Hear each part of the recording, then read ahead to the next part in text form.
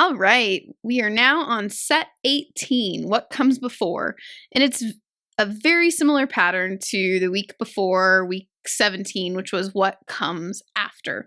And again, this one is building on that idea of one less than, and before is just a different kind of language that gets students to focus on the same kind of idea.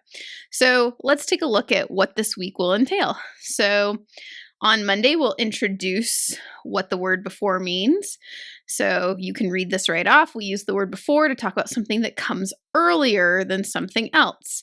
So what number comes before 1? Which one is earlier than 1? And then we show them 0 comes before 1. Now you try it. What number comes before 5? And then give them a chance to write it on their boards to show you. And then say 4 comes before 5.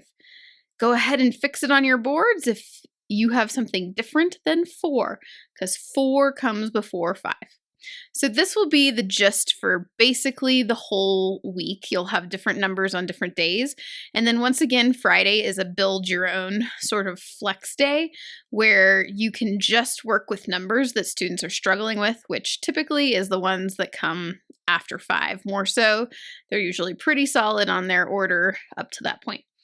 Drop any questions or comments in the comments, and if there's anything we can do to make this better, that would be the place to leave it. We would love to continue to use your feedback to make it great.